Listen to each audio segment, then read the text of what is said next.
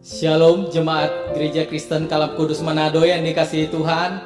Senang sekali kembali pada hari ini kita boleh beribadah bersama. Meskipun kita beribadah di tempat atau di rumah masing-masing, tapi kita percaya Tuhan tetap hadir dan melawat setiap kita. Untuk itu mari kita berikan yang terbaik bagi Tuhan. Kita dengan penuh sikap hormat kita kepada Tuhan. Nah Bapak Ibu, ada beberapa hal yang ingin kami sampaikan pada kesempatan hari ini. Pertama, kami mau sampaikan mengenai persembahan. Bapak Ibu dapat memberikan persembahan, baik itu persembahan syukur, persembahan mingguan, persembahan persepuluhan, ataupun persembahan yang lain melalui transfer ke rekening Gereja Kristen Kalam Kudus Manado. Atau Bapak Ibu pun boleh melakukan persembahan dengan mengumpulkan amplop yang selanjutnya dapat dibawa ke gereja untuk dimasukkan ke dalam kotak persembahan yang telah kami sediakan. Pada kesempatan ini juga kami mau informasikan mengenai kondisi keuangan gereja sampai dengan bulan September 2020. Perlu Bapak Ibu ketahui, saldo kas kita pada bulan Agustus sejumlah Rp5.341.000. Sementara penerimaan kita selama bulan September sebesar Rp91.965.000. Jadi kalau kita total antara saldo kas dengan pemasukan kita di bulan September, maka kita memiliki total saldo sebesar Rp97.306.000. Tapi perlu kita ketahui juga pengeluaran kita. Jadi besaran pengeluaran kita pada bulan September itu sejumlah Rp94.734.000. Jadi kalau kita hitung-hitung, kita total antara bulan saldo kas bulan September dan pengeluaran kita juga bulan September masih ada sisa saldo sebesar Rp2.572.000. Nah Bapak Ibu, kita juga sudah mengestimasi biaya pengeluaran kita untuk bulan Oktober ini, yaitu sebesar Rp89.850.000. Jadi dengan saldo kas kita yang sebesar Rp2.572.000, maka ada selisih kekurangan sebesar Rp80.278.000. Nah inilah yang boleh sama-sama kita pikirkan bersama. Kiranya Bapak Ibu dapat memberikan persembahan untuk kita terus gereja ini terus bertumbuh dan gereja ini terus berkembang.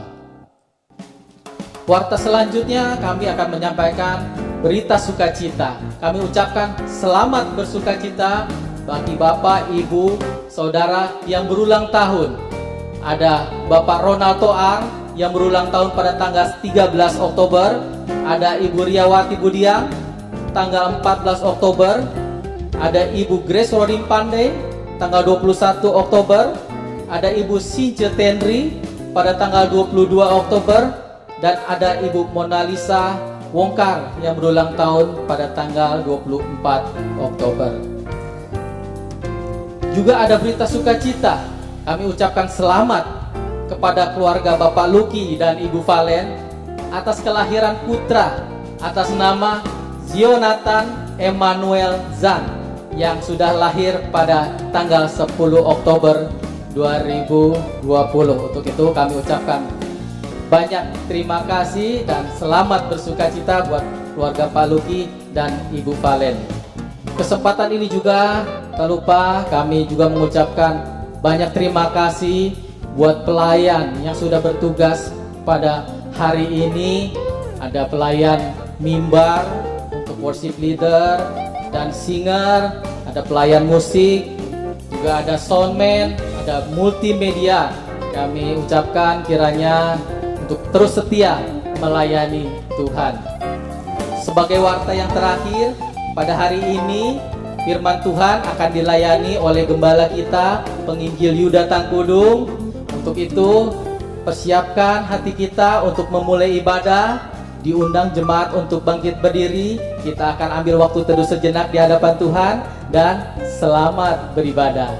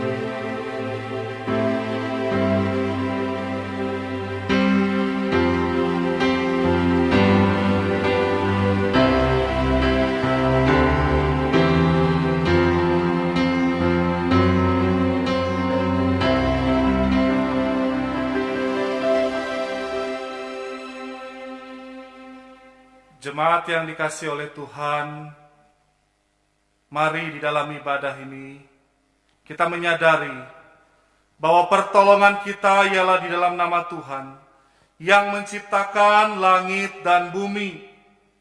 Salam kasih karunia, rahmat dan damai sejahtera dari Allah Bapa dan Kristus Yesus Tuhan menyertai ibadah kita sekalian. Amin.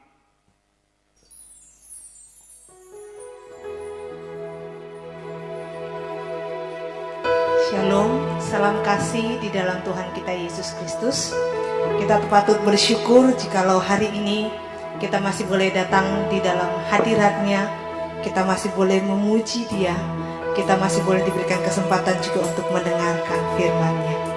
Mari dengan hati yang penuh ungkapan syukur kita datang kepadanya, kita bawa seluruh kehidupan kita kepadanya. Jikalau mungkin saat ini kita memiliki pergumulan-pergumulan yang kita nggak tahu apa dan gimana caranya kita mengatasinya, tapi marilah kita datang kepadanya saat ini. Kita bawa seluruh hidup kita tanya kepada Tuhan, apa yang harus kuperbuat Tuhan. Sebab hanya di dalam altar-Nya lah kita datang dan kita mendapatkan jawaban-jawaban yang Tuhan berikan untuk kita. Mari kita angkat pujian ini bersama-sama sambil kita menyiapkan hati kita untuk masuk ke dalam hadirat-Nya.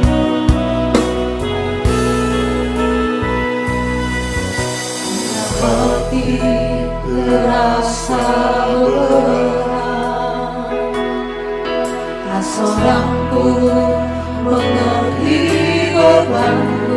Ku tanya Yesus, apa yang harus ku buat?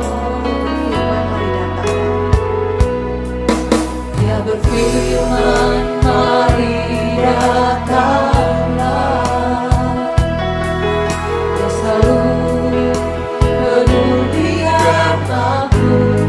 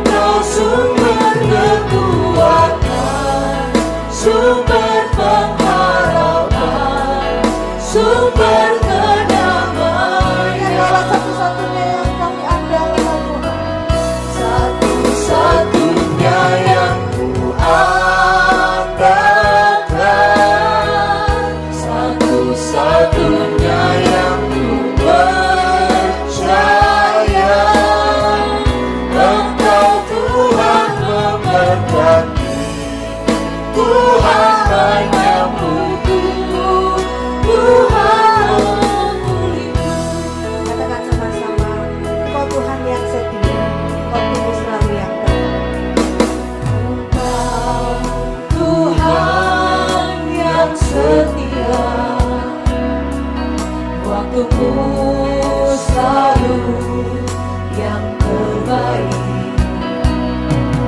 Engkau Tuhan sandaranku, dan ku hanya akan berharap padamu. Satu-satunya yang ku andalkan hanya Kau Tuhan. Satu-satunya yang ku andalkan, satu-satunya yang ku percaya. Engkau sumber kekuatan, sumber pengharapan, sumber kedamaian. Satu-satunya yang ku andalkan, satu-satunya yang ku percaya. Engkau Tuhan memberkati, Tuhan penyembuhku, Tuhan pemulihku. Engkau Tuhan memberkati, Tuhan penyembuhku, Tuhan pemulihku. Kita berdoa. Benar Tuhan, ketika kami datang ke altar-Mu, kami sungguh merasakan kedamaian itu. Karena di dalam hadirat-Mu, sungguh kami merasakan berkat-Mu. Kami merasakan pemulihan itu. Kami merasakan kesembuhan itu. Kami mohon kiranya Engkau menolong kami. Ketika kami masuk dalam hadirat-Mu, kiranya Engkau Allah menyucikan dan menguduskan kami, agar kami boleh layak untuk beribadah dan masuk dalam hadirat-Mu. Inilah kami Tuhan, setiap anak-anak-Mu yang ada di rumah masing-masing, bahkan kami yang melayani saat ini. Kami siap untuk memuji, memuliakan nama-Mu. Kami siap untuk mendengar firman-Mu. Berkati setiap peralatan yang kami gunakan. Berkati setiap apapun yang sekarang yang kami gunakan di rumah masing-masing. Kiranya Engkau menolong sehingga ibadah kami boleh berjalan dengan baik. Di dalam nama Tuhan kami Yesus Kristus, Tuhan penyembuh kami sudah berdoa. Amin. Bapak Ibu, saya undang untuk duduk kembali. Kita akan tetap terus memuji Tuhan. Kita terus menaikkan ungkapan syukur kita kepada Tuhan, karena kasih setianya tidak pernah berubah dalam kehidupan kita. Kita angkat pujian ini bersama-sama dengan penuh sukacita, menyanyikan kasih setia Tuhan selama-lamanya. Kita tuturkan yang cukup-cukup untuk semua kesetiaan Tuhan yang kita alami dalam hidup ini.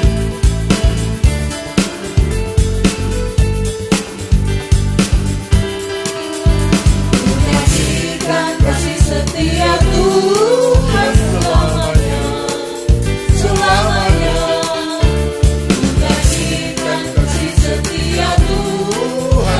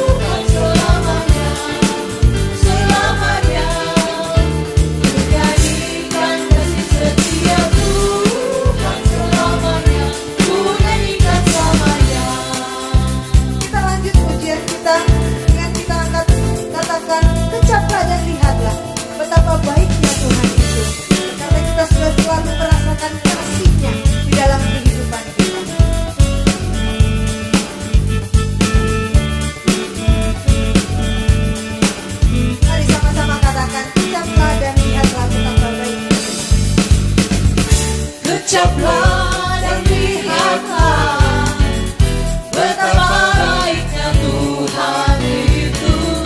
Rasakan dan nikmati kasih setia Tuhan. Ucaplah dan lihatlah. Ucaplah dan lihatlah betapa baiknya Tuhan itu. Rasakan dan nikmati kasih setia Tuhan. Syukur bagimu Tuhan. Segala hormat bagimu Tuhan. Allah yang mengasihiku, Allah yang memeliharaku. Syukur bagimu Tuhan. Segala hormat bagimu Tuhan. Allah yang mengasihiku, Allah yang memeliharaku selamanya. Ya, puji Tuhan, Tuhan ini memang sungguh luar biasa. Kasih setianya tidak pernah berubah di dalam kehidupan kita hari lepas hari. Amin. Dalam pujian kita ini boleh tetap terus menjadi sukacita kita bersama-sama. Bapak Ibu Saudara sekalian yang saya kasihi di dalam Tuhan, kita akan mengikrarkan pengakuan iman rasuli. Masih dengan sikap berdiri, kita akan mengikrarkannya dengan tidak terburu-buru, namun dengan penuh hormat kita mengikrarkannya demikian. Pengakuan iman rasuli. Aku percaya kepada Allah, Bapa yang Maha Kuasa, Khalik langit dan bumi, dan kepada Yesus Kristus, anaknya yang tunggal Tuhan kita, yang dikandung dari Roh Kudus, lahir dari anak darah Maria, yang menderita sengsara di bawah pemerintahan Pontius Pilatus, disalibkan, mati dan dikuburkan, turun ke dalam kerajaan maut. Pada hari yang ketiga, bangkit pula dari antara orang mati, naik ke sorga, duduk di sebelah kanan Allah, Bapa yang Maha Kuasa, dan dari sana ia akan datang untuk menghakimi orang yang hidup dan yang mati.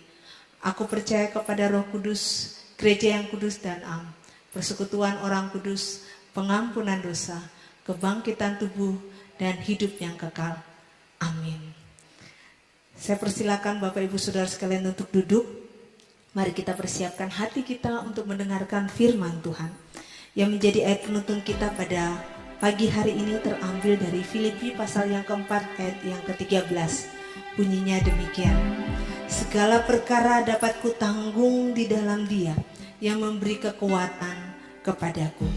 Firman Tuhan pada pagi hari ini akan disampaikan oleh Gembala Sidang Injil Yuda Tangkudung. Mari kita mempersiapkan hati kita.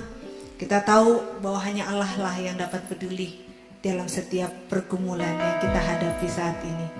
Mari kita persiapkan dengan mengambil hujan.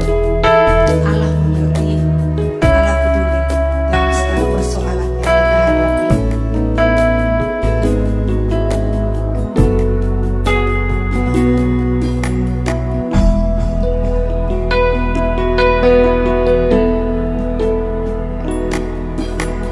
Hanya perkara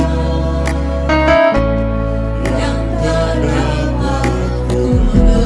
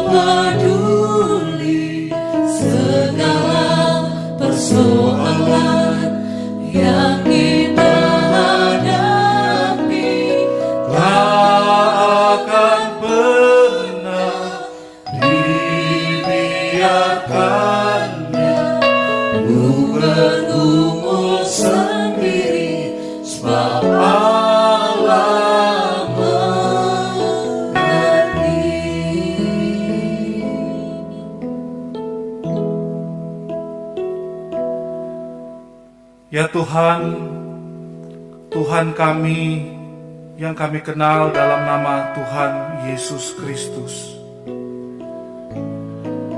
Pada saat hari ini kami merendahkan diri di hadapan-Mu Tuhan.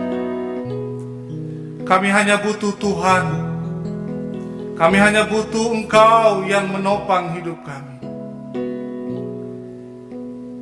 Tuhan, kiranya Engkau sekali lagi beranugerah, melembutkan hati kami, berbicaralah, kuatkanlah kami dalam sabda firman-Mu.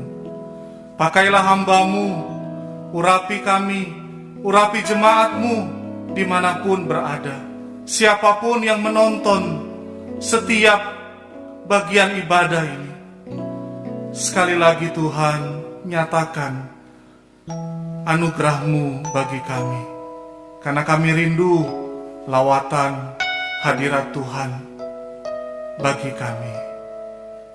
Urapi hamba-Mu, kuasai dengan kuasa Roh Kudus. Dalam nama Tuhan kami Yesus Kristus, kami berdoa.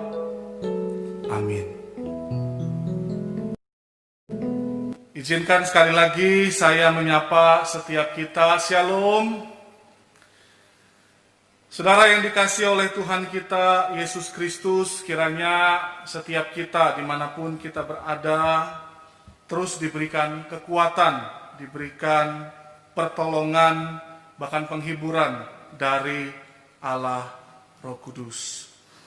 Saudara, mari kita membuka bagian firman Tuhan kita pada hari ini yang terambil dari kitab Ibrani atau surat Ibrani pasalnya yang ke-12 ayat pertama sampai ayatnya yang ke-12. Sekali lagi mari kita membuka bagian firman Tuhan kita. Bapak Ibu dapat memperhatikan bagian firman, saya membacanya. Nasihat supaya bertekun dalam iman. Karena kita mempunyai banyak saksi bagaikan awan yang mengelilingi kita, marilah kita menanggalkan semua beban dan dosa yang begitu merintangi kita dan berlomba dengan tekun dalam perlombaan yang diwajibkan bagi kita.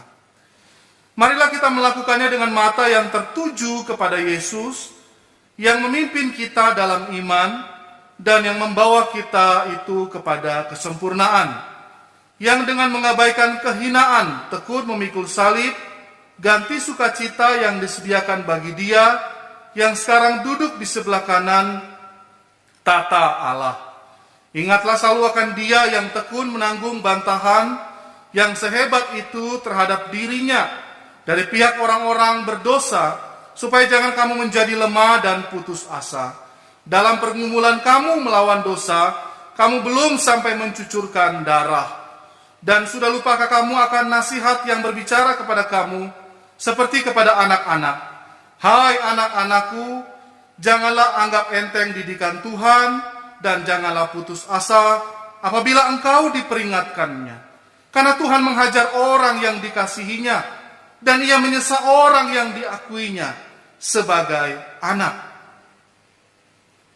Jika kamu harus menanggung ganjaran Allah memperlakukan kamu seperti anak, di manakah terdapat anak yang tidak dihajar oleh ayahnya? Tetapi jikalau kamu bebas dari ganjaran yang harus diderita setiap orang, maka kamu bukanlah anak, tetapi anak-anak gampang.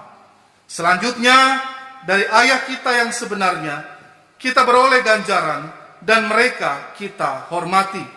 Kalau demikian, bukankah kita harus lebih taat kepada Bapa segala roh, supaya kita boleh hidup? Sebab mereka mendidik kita dalam waktu yang pendek, sesuai dengan apa yang mereka anggap baik. Tetapi Dia menghajar kita untuk kebaikan kita, supaya kita beroleh bagian dalam kekudusannya. Memang tiap-tiap ganjaran pada waktu yang diberikan tidak mendatangkan sukacita, tetapi duka cita. Tetapi kemudian Ia menghasilkan buah kebenaran yang memberikan damai kepada mereka yang dilatih olehnya. Sebab itu kuatkanlah tangan yang lemah dan lutut yang goyah. Sedemikian jauh pembacaan firman Tuhan kita pada hari ini.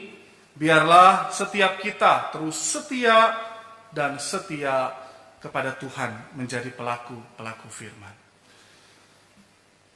Bapak Ibu yang dikasihi oleh Tuhan, tema saya pada hari ini saya berikan judul bertekun dalam iman. Nah, saudara, kita akan melihat apa sih arti kata bertekun itu. Kalau kita melihat arti kata bertekun, maka bertekun itu artinya adalah sungguh-sungguh. Sungguh-sungguh dalam bekerja, sungguh-sungguh dalam belajar, sungguh-sungguh dalam berusaha, dan sebagainya. Nah, contohnya, saudara, kata bertekun itu dipakai seperti ini dalam kalimat. Dalam menghadapi ujian, ia sebagai pelajar bertekun dalam belajar. Artinya, saudara, bertekun itu sesuatu yang dikerjakan dengan serius, dengan konsisten, dan bahkan dikerjakan dengan setia. Terus-menerus dikerjakan. Nah, saudara yang dikasihi oleh Tuhan kita, Yesus Kristus, kalau kita melihat di dalam pasal 12, kemudian kita mundur sejenak dalam pasal yang ke-11, kita akan menemukan di dalam pasal yang ke-11 dalam surat Ibrani, di sana ditulis daftar orang-orang yang bertekun dalam iman. Di sana dicatat orang-orang yang setia di dalam iman mereka, dan bahkan mereka sering dikatakan sebagai pahlawan saksi iman. Di mana mereka orang-orang yang terus menunjukkan daya tahan imannya. Nah, saudara, sehingga kita perlu ketahui bersama bahwa hal yang penting, yang begitu bernilai dalam kehidupan kita sebagai orang percaya. Sekali lagi, hal yang penting, yang bernilai dalam kehidupan kita sebagai orang yang percaya kepada Allah dan sebagai orang yang percaya kepada Kristus, jikalau kita dapat terus bertekun, terus setia dalam iman kepada Yesus Kristus, sekalipun kita berada dalam kesulitan yang besar. Saudara, kita akan belajar bersama-sama dari kitab atau surat Ibrani pasal 12 ini, bagaimana caranya agar kita dapat terus mampu untuk bertekun, setia dalam iman kita. Kita dapat melihat yang pertama dari ayatnya, yang pertama dari pasal 12. Mari kita lihat ya bersama-sama. Dalam bagian ini kita melihat pertama bagaimana cara kita dapat bertekun atau mampu untuk setia di dalam iman, yaitu sebagai orang percaya kita dapat bertekun dalam iman dengan cara kita menanggalkan beban dosa yang merintangi. Nah, saudara, surat Ibrani ini ditujukan kepada jemaat yang berlatar belakang Yahudi, di mana mereka ini telah lama menjadi orang Kristen. Sekali lagi, surat ini ditujukan kepada jemaat yang berlatar belakang Yahudi, dan mereka telah lama jadi orang Kristen.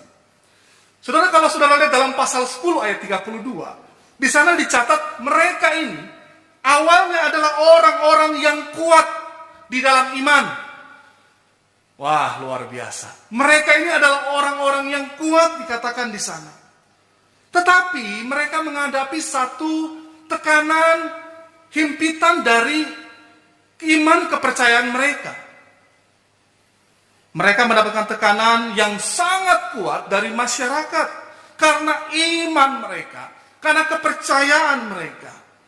Sehingga saudara, berjalannya waktu, seiring berjalannya waktu, iman yang harusnya bertumbuh semakin hari semakin dewasa, malah iman itu tidak bertumbuh dan tetap seperti itu, bahkan semakin merosot. Bahkan kalau saudara dapat membuka dalam Ibrani pasal 5, saudara dapat melihat di sana kondisi jemaat ini, di mana dituliskan dalam tekanan, di dalam pergumulan yang menghimpit mereka. Mereka ini bahkan sampai memutuskan untuk menjauhkan diri dari pertemuan-pertemuan ibadah. Jadi boleh dikata karena tekanan, karena pergumulan, mereka tidak lagi datang beribadah. Mereka tidak lagi ingin datang dalam persekutuan. Karena kesulitan, mereka tidak lagi bersekutu.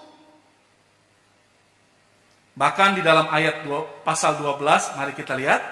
Pasal 12 ayat 3. Jemaat ini dikatakan sedang mengalami lemah dan putus asa. Saudara, inilah kondisi jemaat penerima surat Ibrani. Sehingga saudara, melalui surat Ibrani ini dalam pasal 12, penulis surat ini ingin mendorong, ingin mengajak jemaat agar mereka yang di dalam tekanan, mereka yang di dalam kesulitan, mereka yang di dalam himpitan, agar mereka tetap terus bertahan, bertekun di dalam iman mereka kepada Yesus Kristus. Nah saudara, penulis menggunakan gaya untuk mendorong, gaya untuk mensupport atau mengingatkan mereka dengan menggunakan metafora atlet, saudara. Nah ini adalah sebuah kebiasaan-kebiasaan yang dilakukan oleh guru-guru filsafat pada masa itu, ketika mereka berbicara menggunakan gambaran-gambaran atau metafora-metafora yang ada. Nah di dalam bagian ini penulis menggunakan metafora atlet. Tujuannya, penulis ingin memberikan sebuah bayangan, sebuah gambaran bagaimana pembaca surat ini dapat melihat karakter pengalaman Kristen lebih dalam lagi. Mari kita perhatikan ayat yang pertama. Metafora atlet yang digunakan dalam pasal 12 ayat pertama, ada kata berlomba dan ada kata perlombaan. Nah, saudara, perlombaan di sini yang dimaksudkan adalah perlombaan lari. Ya, perlombaan lari. Dan kalau kita lihat perlombaan lari itu ada kategori lari sprint, ada kategori lari maraton. Tetapi kalau kita melihat secara detail dalam bagian ini, perlombaan lari di sini lebih tepatnya kita gunakan perlombaan lari maraton, saudara. Kenapa saya bisa katakan demikian? Karena kalau kita melihat dalam bagian ini ada kata berlomba dengan tekun. Nah, saudara, kalau kita mau melihat akan perlombaan maraton, saudara, maka kita tentu tahu. Yang tahu aja, yang enggak ya cari tahu, ya. Lomba maraton itu bukan kompetisi yang mudah. Betul ya? Lomba maraton diperlukan kondisi fisik yang prima, dibutuhkan mental yang kuat untuk melakukan sebuah maraton dalam kondisi cuaca dan medan yang tentu tidak mudah bagi seorang pelari. Sehingga saudara, dalam bagian ini penulis menggunakan metafora atlet lari maraton, saudara. Dan kata berlomba yang digunakan oleh penulis di dalam bagian ini adalah kontes atau berjuang. Jadi kalau kita lihat di dalam bagian ini, berlomba di sini artinya berjuang dengan tekun. Berusaha dengan sungguh-sungguh. Nah, saudara, kata berlomba ini, ya, kata yang digunakan adalah kontes dan berjuang ini berkali-kali digunakan oleh Paulus di dalam surat-suratnya. Kalau saudara lihat dalam Filipi pasal 1 ayat 30, Kata berlomba ini mengacu kepada penderitaan Paulus. Di dalam Kolose, Paulus menggunakan perjuangannya untuk orang-orang Kolose. Dan seterusnya itu digunakan untuk perjuangan imannya. Perjuangan iman. Artinya saudara, dapat disimpulkan bahwa perlombaan yang dimaksud di sini adalah di mana kita menghadapi satu perlombaan. Di dalamnya ada ujian yang menegangkan. Di dalam perlombaan yang kita hadapi itu adalah perlombaan yang membutuhkan ketahanan. Karena perlombaan itu keras sekali. Bahkan saudara, ada penafsir yang mengatakan perlombaan iman itu seperti menghadapi sebuah konflik. Jadi saudara, dapat kita simpulkan bahwa perlombaan yang dimaksudkan di sini bukanlah sebuah pertandingan yang mudah. Perlombaan yang dimaksudkan di sini bukan sesuatu yang gampang.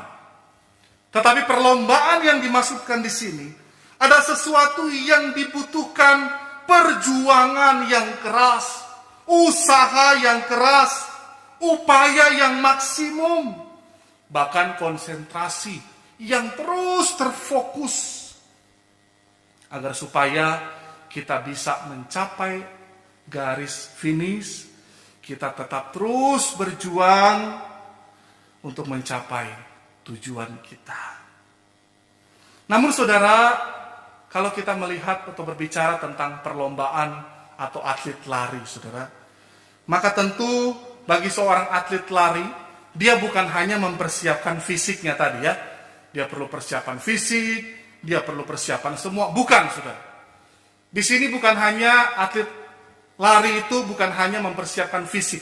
Setiap hari lari, bukan, saudara. Tetapi itu adalah faktor internal untuk membuat dia tahan, tubuhnya tahan terhadap kondisi-kondisi yang sulit. Tetapi ada faktor eksternal juga yang harus ada di dalam proses perlombaan bagi seorang atlet lari. Apa itu, saudara? Faktor eksternalnya adalah, yaitu berbicara tentang pakaian, sepatu yang dia gunakan, atau yang ada di dalam tubuhnya yang dia gunakan, itu tidak boleh menjadi beban atau merintangi dia untuk dia dapat berlari. Sebagai contoh begini, saudara. Tidak ada yang namanya atlet lari maraton, kemudian lari pakai jas, kemudian pakai pantofel. Nah, tidak mungkin, saudara ya. Kalau ada atlet lari yang pakai jas, celana jeans, pakai pantofel, saya jamin, saudara, dalam bahasa Manado, dia baru lari 20 menit, dia flow, saudara ya. Bahkan tidak ada yang namanya atlet lari maraton, kemudian dia menggunakan dress panjang, ada bling-bling, kemudian dia pakai high heels. Nah, ini tidak mungkin terjadi, saudara ya. Sedangkan kita mau lari pagi aja, biasanya kita kalau bisa menggunakan pakaian yang senyaman mungkin, supaya tidak ada beban yang menghalangi. Nah, inilah yang dimaksudkan juga oleh penulis. Selain faktor internal yang harus dipersiapkan oleh sang atlet lari, ada faktor eksternal yang mendukung atlet lari ini, agar supaya pada waktu dia berlomba, dia tidak dihalangi oleh beban-beban yang ada dalam dirinya. Dia boleh berlari dengan bebas, dia boleh berlari dengan fokus dan tidak terhalang oleh hal-hal yang ada di dalam dirinya. Nah, saudara, kalau kita melihat akan bagian-bagian metafora penggambaran atlet ini, saudara, kita akan menemukan bahwa penulis ini menuliskan metafora atlet ini memiliki kemiripan dengan pertandingan iman yang akan dijalani oleh orang-orang yang percaya. Apa samanya, saudara? Saudara, jika kita ingin dapat bertekun dalam perlombaan iman itu sampai tujuan, maka saudara kita juga harus mempertimbangkan. Selain faktor internal, ada faktor eksternal yang dikatakan dalam Ibrani pasal 12 ayat pertama yang harus kita tanggalkan. Apa yang kita harus tanggalkan? Coba kita lihat di dalam bagian firman Tuhan. Marilah kita menanggalkan apa? Semua beban dan dosa, saudara. Saudara, artinya dalam pertandingan kita menjalani perlombaan iman kita, maka kita harus menanggalkan beban dan dosa yang merintangi kita. Saudara yang dikasihi oleh Tuhan kita Yesus Kristus, seperti seorang atlet, tadi saya sudah katakan, beban yang berat bukanlah pendukung untuk dia bisa sampai di garis finish dengan baik. Melainkan beban yang berat itu akan mengganggu daya tahan dia sebagai seorang atlet di dalam pertandingan. Begitu juga dengan beban dalam pertandingan iman kita. Maka beban itu bisa menghambat kemajuan iman kita. Beban bisa merintangi pertumbuhan iman kita. Coba kita pikir-pikir, kira-kira beban apa yang dapat merintangi? Apa beban yang dapat merintangi kita untuk dapat bertumbuh dalam iman? Saudara, beban ini bisa jadi akan fokus hidup kita. Di mana dalam hidup kita yang selalu yang ingin kita puaskan adalah diri kita. Sehingga itu akan menjadi beban yang membuat kita tidak bertumbuh. Beban itu bisa jadi dosa kita. Kehidupan seksual kita yang tidak sesuai dengan kehidupan kebenaran orang-orang percaya. Kehidupan kita atau kecintaan kita kepada hal-hal duniawi. Beban itu bisa sesuatu yang hanya bersifat kepentingan diri kita sendiri. Kalau kita ingat, Ibu Ati pernah mengkhotbahkan itu UUS. Apa itu UUS? Ujung-ujung saya. Soalnya bisa jadi beban untuk membawa pertumbuhan, menghambat pertumbuhan iman kita.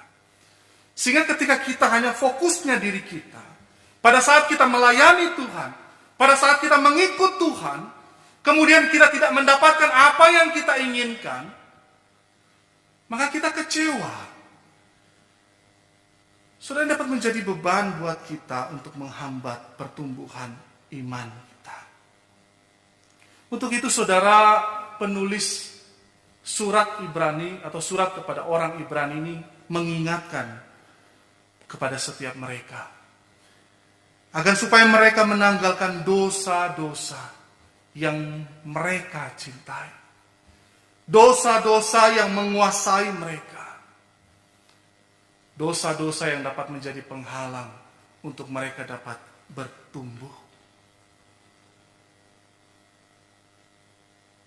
Saudara, mari kita tinggalkan beban-beban dosa itu, agar kita terus dapat bertumbuh di dalam perlombaan iman kita masing-masing.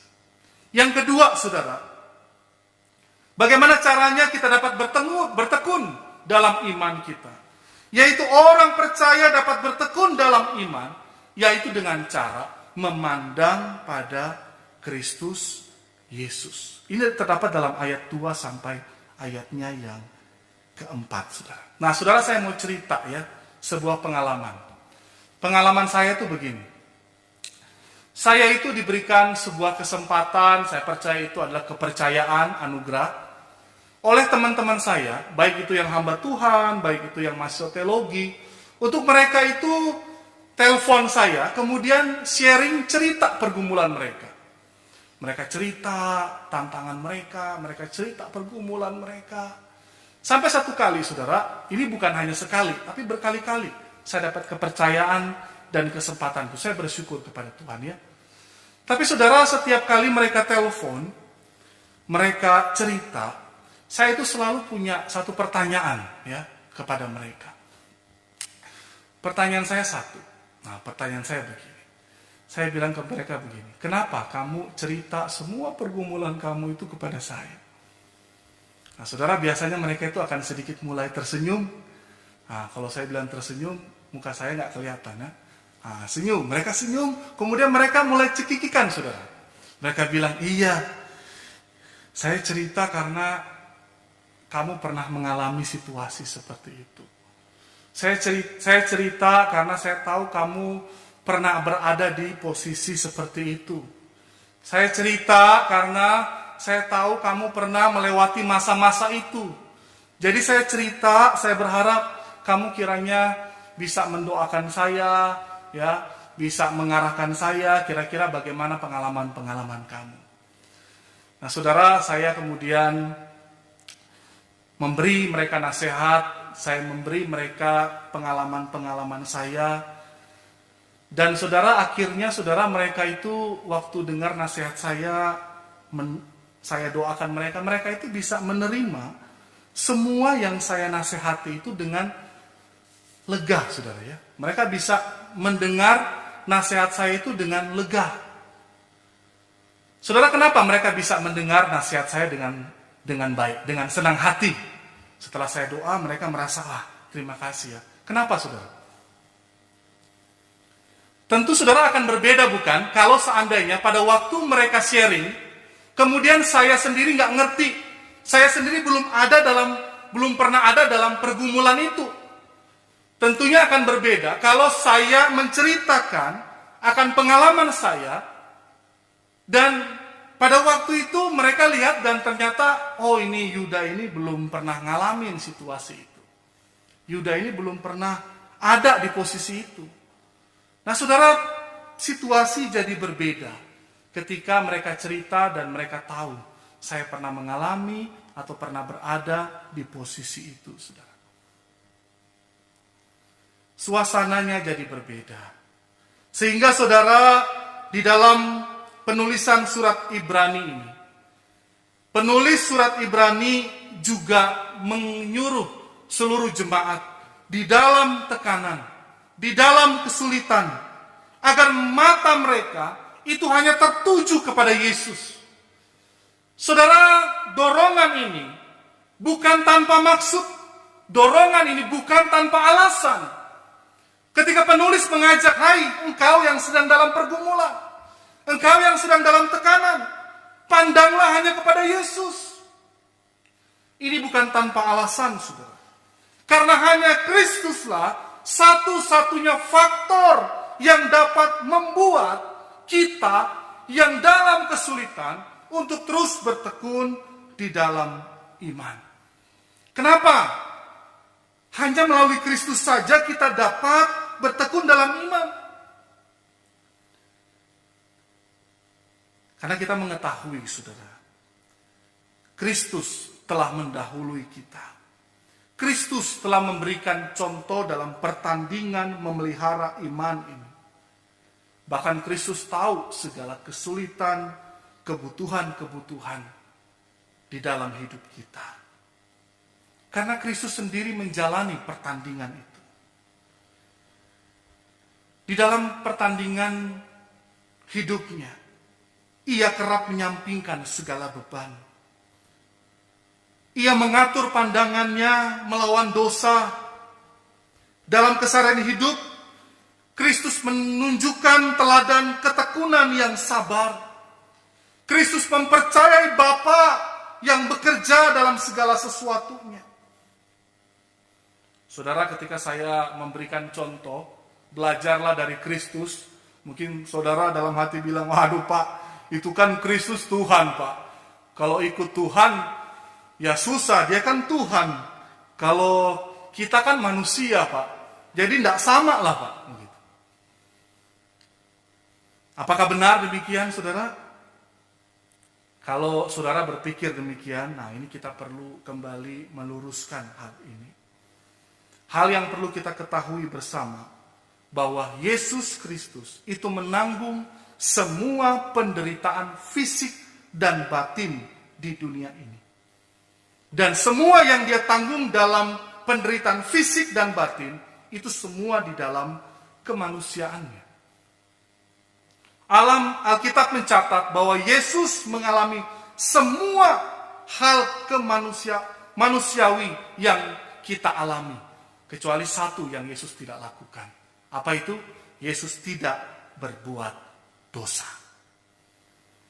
Saudara, kita pernah tahu Yesus pernah menangis, bukan? Kita tahu Yesus pernah marah di bait Allah. Bahkan ketika Yesus berada di dalam taman Getsemani, Yesus pun bergumul.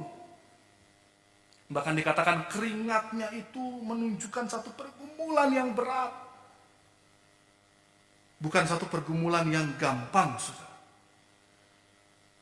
Di taman Getsemani dia bergumul benar-benar. Satu pergulatan yang cukup dahsyat.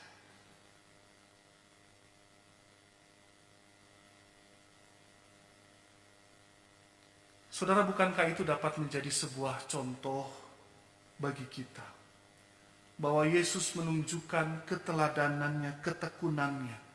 Ketika dia menanggung penderitaannya, penghinaannya, salibnya. Apa yang Yesus tidak pernah alami? Bapak Ibu mungkin berkata, aduh saya ini selalu disakiti, dihianati. Istri pergi, suami pergi, anak-anak tinggalkan. Yesus pernah mengalami. Dia pernah ditinggalkan ketika dia ditangkap. Murid-muridnya yang bersama dengan dia justru meninggalkan dia. Kita berkata, aduh saya ini punya pergumulan berat. Saya dihianati. Yesus pun pernah dihianati. Murid yang selalu bersama dengan dia justru menjual dia.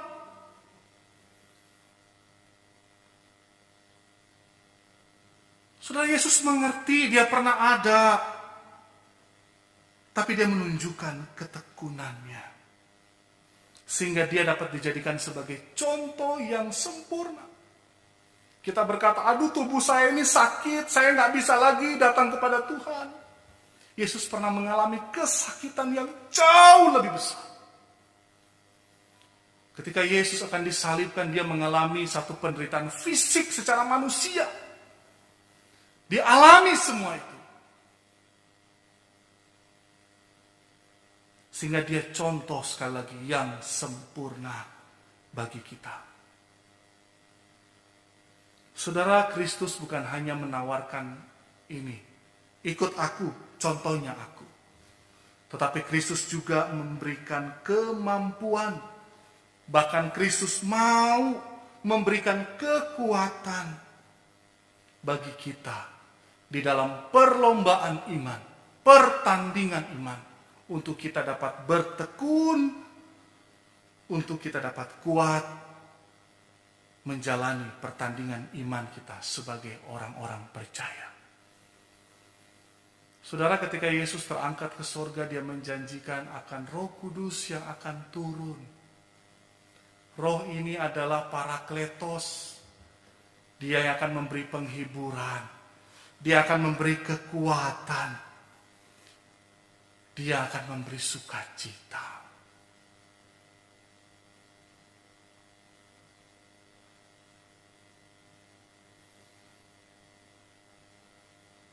Saudara yang dikasihi oleh Tuhan, kembali kepada ilustrasi atlet ya, maraton, lari maraton. CNN Indonesia. Ya, kalau kita dapat melihat cnnindonesia.com, ada seorang yang bernama Jane Rice. Jane Rice ini mampu menaklukkan lari maraton dalam Boston Marathon dalam waktu 3 jam 27 detik 50 detik. Dia berasal dari Ohio, Amerika Serikat, dan dia mengikuti lomba itu mencapai garis finish dengan baik. Bahkan bukan cuma itu, Rice juga telah mencatat rekor, di mana dia memecahkan rekor sebelumnya yang telah dipecahkan oleh seorang yang bernama Helga Miketa, Tapi kali ini Rice telah memenangkan maraton dengan memecahkan rekor, saudara. Saudara, kalau kita mau tahu, kita dapat membuka, saudara, Rice ini adalah seorang lanjut usia atau nenek yang berusia 70 tahun. Saudara bayangkan usia 70 tahun ikut lari maraton, saudara. Tapi yang menarik dari Rice ini, dia berkata begini, lari telah jadi bagian hidupnya. Dan saudara, dia mengatakan bahwa dia telah mengikuti, dicatat di sini bahwa dia mengikuti ratusan kompetisi. Dia sudah 35 tahun berlari, dan berlari adalah menjadi bagian besar dari hidupnya. Nah saudara, untuk menjadi atlet lari maraton, Rice ini selalu menjaga stamina-nya. Saya nggak membayangkan saudara, nenek usia 70 tahun dapat menjaga stamina-nya seperti apa. Tapi dicatat di sini saudara, dia selalu berlatih secara teratur sepanjang tahun. Bahkan saudara, dia mengatakan begini, saya menyukai kompetisi. Ini bagus sekali kata-katanya. Sehingga saya mempersiapkan diri saya untuk perlombaan itu. Dan membuat saya terus termotivasi untuk semakin hari semakin lebih baik. Dan semakin hari semakin lebih cepat. Ternyata kuncinya saudara adalah, Rice ternyata ketika berlatih, dia tidak memilih berlatih di treadmill. Jadi pada waktu dia berlatih latihan fisik, saudara, Rice ini tidak memilih untuk berlatih di treadmill. Rice dicatat, dia lebih memilih untuk berlatih di alam terbuka. Karena bagi Rice, ketika dia berlatih di alam terbuka, maka itu akan membuat dia jauh lebih tangguh menghadapi perbedaan cuaca. Itu akan membuat dia lebih tangguh ketika dia menghadapi udara dingin. Itu akan membuat dia lebih tangguh ketika dia menghadapi angin yang kencang, udara yang panas, bahkan hujan. Membuat dia mengerti bagaimana mempersiapkan diri. Ketika lari maraton atau lomba dimulai, dia tahu dalam kondisi apapun, situasi yang berat seperti apapun, dia akan tahu bagaimana menghadapi situasi-situasi yang sulit itu. Saudara, Rice membuat kalimat daripada Rice yang saya kutip, yang menurut saya baik sekali. Kalimatnya begini, saya sangat senang melihat garis finish. Apalagi saat tahu saya memecahkan rekor dunia dengan berlari 7 menit lebih cepat. Rasanya takjub. Saya ingin ulang kata-katanya. Saya sangat senang melihat garis finish. Saudara, kalau saya boleh kutip kata-katanya, ini sangat baik sekali. Bagaimana caranya untuk kita dapat bertahan di dalam tekanan? Kita dapat bertekun dalam perlombaan iman kita. Kita harus mencontoh mungkin seperti Rice. Rice, saya percaya apa yang membuat Rice bisa kuat, yaitu ketika Rice sedang berlari, saya percaya secara fisik mungkin dia terkuras. Saya percaya mungkin kaki-kakinya sedikit sakit. Saya percaya nafasnya mungkin agak sedikit terengap-engap. Saya percaya mungkin secara fisik dia sudah terkuras karena usianya. Tetapi ketika dia mulai lelah, saudara, dia mungkin melihat garis finish. Sehingga itulah yang menjadi kekuatan dia untuk terus berlari, terus berlari. Demikian pun dengan kehidupan kita orang-orang percaya. Ketika kita sedang dalam perlombaan iman, mungkin kaki kita sudah mulai lemah dan tidak kuat. Mungkin saat itu ada himpitan dengan cuaca yang dingin, membuat kita merasa sulit bernafas. Mungkin ada tekanan karena cuaca yang panas.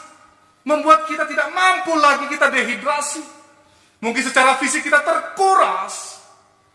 Tetapi ketika kita mulai mengalami berbagai bentuk pergumulan-pergumulan itu, kita belajar dari kitab Ibrani ini, dan kita belajar dari prinsipnya Rais ini. Ketika dia sedang berlari, yang membuat dia selalu senang adalah ketika dia melihat garis finish. Maka bagi kita orang percaya, ketika engkau sudah mulai lelah, maka engkau perlu melihat kepada garis finish, yaitu siapa? Yesus Kristus.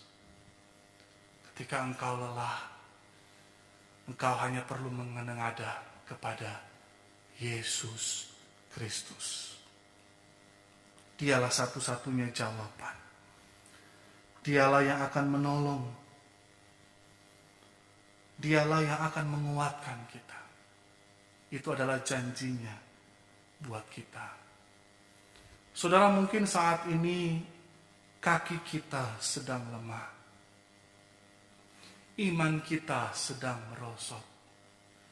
Mungkin pergumulan, beban berat terjadi dalam perjalanan hidup kita akhir-akhir ini.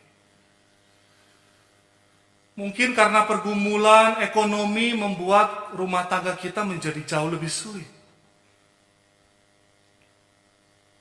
Mungkin dalam situasi-situasi saat ini membuat kita mengalami berbagai macam kondisi-kondisi yang berat.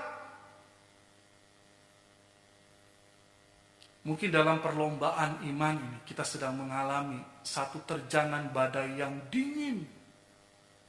Atau mungkin kita sedang mengalami terjangan angin dan cuaca yang panas.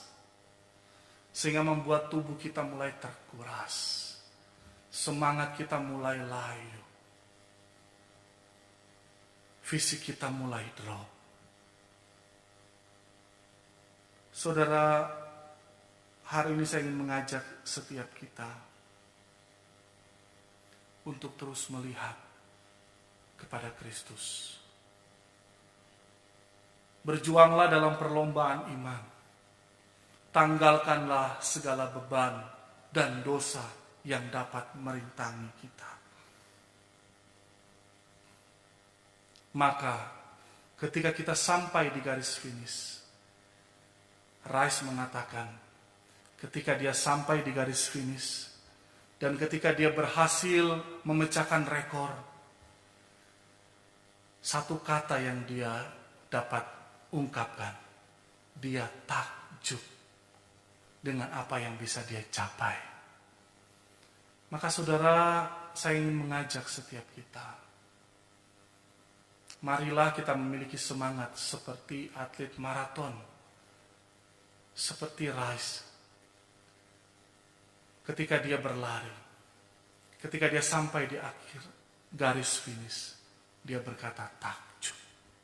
Seperti kita yang berlomba, ketika kita menengadah kepada Kristus, ketika kita melihat Tuhan yang memampukan kita, bahkan sampai saat ini kalau Bapak Ibu boleh ada, bertahan. Mungkin Bapak Ibu nggak mengalami pergumulan, mungkin Bapak Ibu nggak ada kesulitan, tapi kalau sampai saat ini pun Bapak Ibu ada, saudara, bukankah wajib kita berkata takjub kepada Allah yang menguatkan kita? Takjub kepada Kristus yang setia kepada kita. Dan tentunya saudara, kita akan lebih takjub lagi kalau suatu saat kita benar-benar sampai di garis finish, di akhir perlombaan kita. Kemudian kita terus bertekun dalam iman. Kita menanggalkan beban dosa. Kita memandang hanya kepada Kristus. Maka bukankah akan membuat kita takjub ketika Kristus memberikan upah penghargaan, mahkota kemuliaan bagi setiap kita. Saudara, bukankah itu adalah sebuah ketakjuban yang sungguh luar biasa?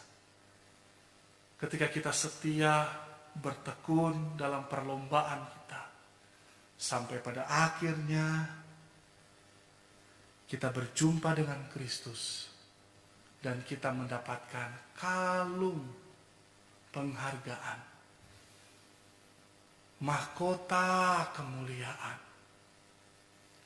Itulah yang saya rindukan sebagai orang yang sedang dalam perlombaan, sebagai orang-orang yang percaya. Saudara, biarlah ini juga menjadi kerinduan kita. Pandanglah kepada Kristus yang akan memberikan kekuatan. Teruslah bertekun kepadanya. Walau engkau tidak dapat melihat, tetapi engkau dapat percaya bahwa Kristus yang akan terus selalu menyertai kehidupanmu. Hanya engkau perlu pandanglah kepada Kristus. Teruslah berharap kepadanya. Mari kita satu di dalam doa. Saudara, izinkanlah saya bertanya bagi setiap kita di tempat ini. Dalam pertandingan iman kita, beban dosa apa yang sedang menghambat kita bertumbuh? Saudara, beban dosa apa yang kira-kira menghambat kita saat ini?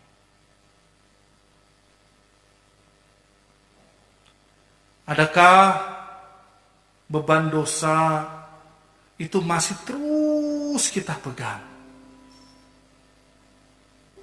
Saudara, kalau itu masih ada, mohonlah anugerah pengampunan Tuhan. Lepaskan semua. Kembalilah kepada Tuhan. Kalau saat ini kakimu sedang mulai lemah, otot-ototmu mulai sakit, tubuhmu mulai tak berdaya, nafasmu mulai pendek, engkau mulai kelelahan, pandanglah pada Kristus. Arahkanlah matamu tertuju kepadanya. Maka percayalah, engkau akan dikuatkan kembali. Dan engkau akan terus berlari sampai pada akhirnya engkau finish dan Kristus menyambutmu dan menyambutku dengan sukacita. Bapa di dalam sorga, tolong kami, arahkan terus mata kami dalam perlombaan iman kami. Tuhan, kuatkan kami. Kuatkan kami. Kami tahu kami seringkali lupa. Kami gampang melupakan Tuhan. Kiranya Engkau ampuni dan bawa kami kembali untuk kami memiliki satu pertobatan. Dan di tengah-tengah pergumulan kesulitan kami tetap bertekun kepadamu. Terima kasih. Ini doa kami dalam nama Tuhan Yesus Kristus. Amin.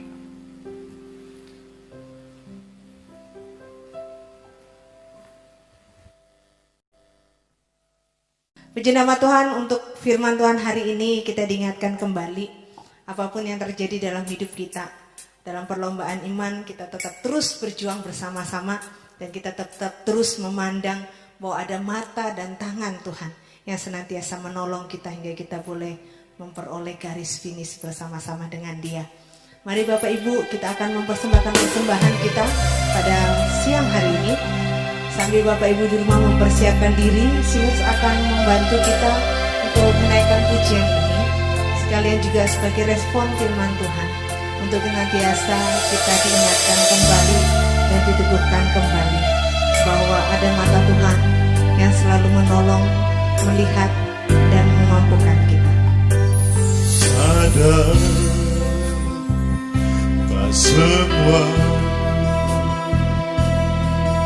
dapat aku miliki di dalam hidupku. Hatiku percaya rancanganmu bagiku adalah yang terbaik. Walau ku tak dapat melihat semua rencanamu Tuhan, namun hatiku tetap memandang padamu. Kau tuntun langkahku. Walau ku tak dapat berharap Atas kenyataan hidupmu,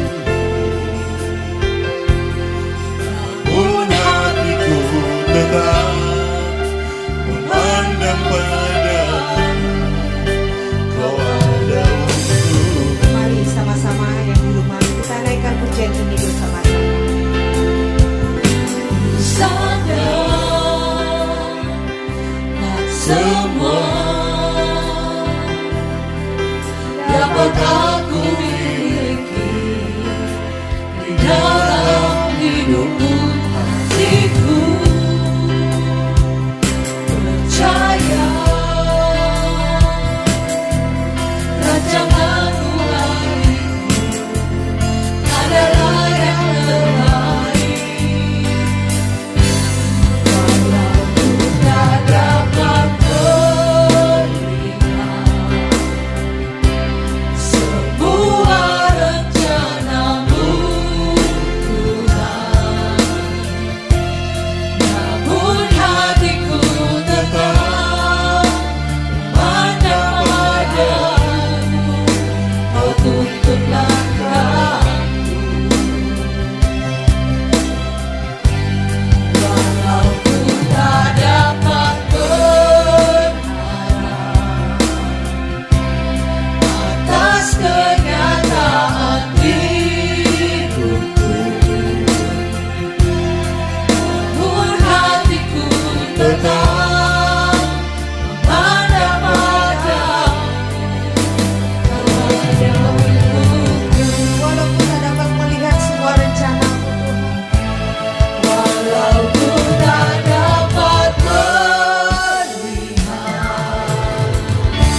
semua rencanamu Tuhan, percaya Tuhan, namun hatiku tetap memandang padamu. Kau tuntun langkahku. Walau ku tak dapat berharap atas kenyataan hidupku, namun hatiku tetap memandang padamu. Kau ada untukku. Dengan angkat tangan walaupun tak dapat melihat Tuhan sampai jemaat untuk saya undang berdiri. Walau ku tak dapat melihat semua rencanamu Tuhan, Tapi kami percaya Tuhan kepada-Mu. namun hatiku tetap memandang padamu. Kau tuntun langkahku. Walau ku tak dapat berharap atas kenyataan hidupku, namun hatiku tetap memandang padamu.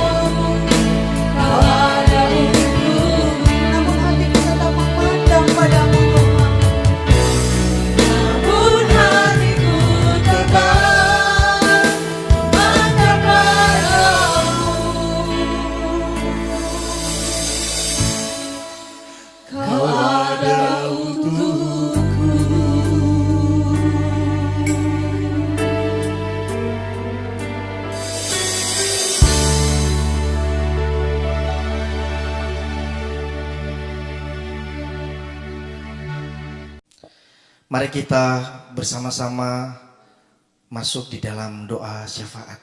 Mari kita berdoa.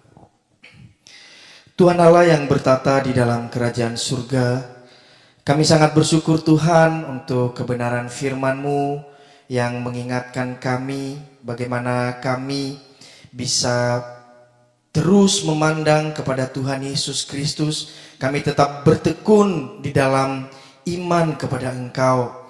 Mungkin banyak hal yang Tuhan percayakan kepada kami untuk bisa menjalani kehidupan kami sebagai anak-anak Tuhan. Oleh karena itu kami rindu Tuhan tetap memberikan kekuatan kepada kami untuk kami bisa menjalani kehidupan kami sebagai orang Kristen yang sungguh-sungguh menaruh iman pengharapan kepada Engkau. Dan dalam kesempatan ini Bapa, kami menyerahkan akan setiap pergumulan-pergumulan kami. Mungkin saat ini ada juga jemaat Tuhan yang sedang bergumul di dalam kehidupan keluarga, dalam keharmonisan rumah tangga mereka, bahkan juga mereka yang sedang bergumul di dalam ekonomi, di dalam usaha mereka. Terlebih bagi jemaat Tuhan yang mengalami pergumulan di dalam kesehatan mereka. Kami berdoa Tuhan, Engkau yang senantiasa campur tangan dan memberikan kekuatan kepada seluruh jemaat Tuhan. Kami mengingat untuk orang tua dari Dr. Novi yang mengalami kelemahan tubuh. Kami mohon juga Tuhan yang menjamah. Kami berdoa untuk Cenia, Tuhan juga terus pulihkan ya Bapa, sehingga setiap hamba-hambamu yang mengalami kelemahan tubuh, mereka sungguh-sungguh mengalami jamahan di dalam kuasa kemuliaan yang Tuhan nyatakan. Terima kasih ya Bapa, kami juga sangat bersyukur dan bersukacita bagi saudara-saudara kami yang berulang tahun, dan terlebih juga kami berdoa untuk anak dari Lucky dan Valen. Tuhan izinkan untuk bisa datang ke dalam dunia. Oleh karena itu kami bersama-sama berdoa, berkatilah Lucky dan Valen, secara khusus anak yang Tuhan izinkan untuk mereka pelihara, sehingga anak-anak ini bisa menjadi dewasa, anak yang sehat, dan juga kelak akan senantiasa mengenal Tuhan Yesus sebagai satu-satunya Tuhan dan Juru Selamat. Pada saat ini Bapak, kami bersama-sama bersyukur untuk setiap pertolongan dan pemeliharaan Tuhan kepada kami. Terkhusus ketika Engkau mengizinkan kami untuk memberikan persembahan. Dan saat ini Tuhan, kami bersama-sama berdoa, Tuhan berkati dan kuduskanlah setiap persembahan yang kami berikan, sehingga persembahan ini akan senantiasa dapat dipakai untuk memperluas kerajaan Tuhan, secara khusus di Gereja Kristen Kalam Kudus. Lebih daripada itu, kami rindu Tuhan akan terus memberkati setiap pekerjaan yang Tuhan percayakan kepada kami. Inilah doa dan kerinduan kami di hadapan Tuhan. Kami serahkan melalui diri anak-Mu Tuhan Yesus Kristus yang hidup. Amin. Puji nama Tuhan, kita berada di akhir dari ibadah kita. Mari bersama-sama kita memuliakan Dia di akhir ibadah ini dengan menaikkan doksologi.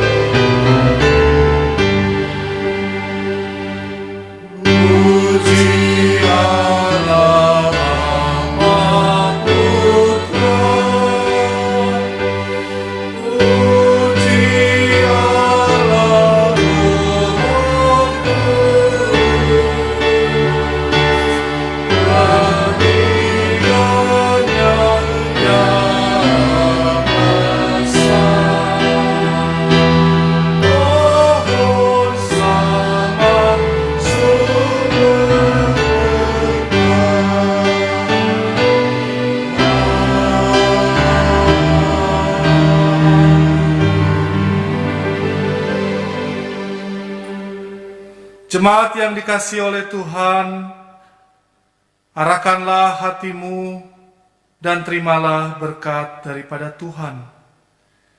Tuhan memberkati engkau dan melindungi engkau. Tuhan menyinari engkau dengan wajah-Nya dan memberi engkau kasih karunia. Tuhan menghadapkan wajah-Nya kepadamu dan memberi kepada setiap kita damai sejahtera. Amin.